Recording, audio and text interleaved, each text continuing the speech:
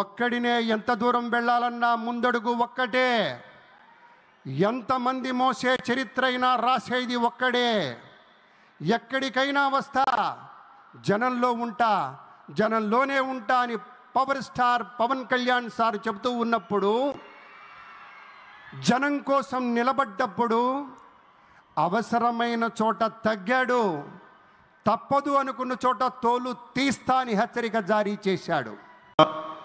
ప్రధానమంత్రి గారు పూర్వం సన్యాసాశ్రమంలో ఉన్నప్పుడు ఆయనకి అనికేత్ అనే పేరు పెట్టారు. అనికేత్ అంటే అర్థం పరమశివుడు, ఇల్లు లేనివాడని.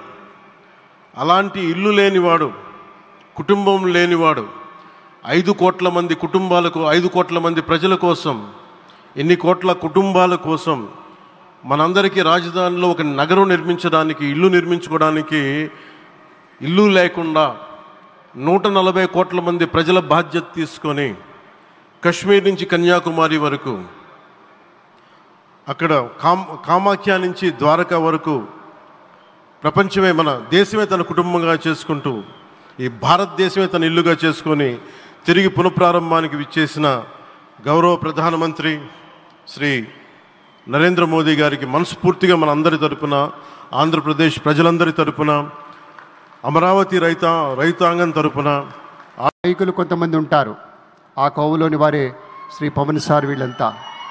అలాగే మరొకరు కేంద్ర భారీ పరిశ్రమలు ఉక్కు శాఖల సహాయ మంత్రి వర్యులు శ్రీ భూపతి. అమరావతి కేవలం ఓక నగరం కాదు,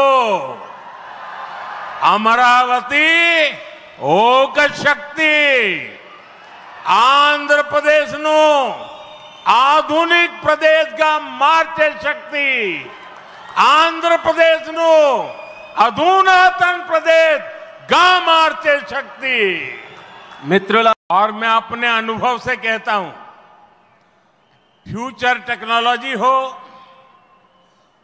बहुत बड़े स्केल पर काम करना हो और जल्दी से इसे जमीन पर उतारना हो, तो वो काम चंद्रबाबू उत्तम से उत्तम तरीके से कर सकते हैं।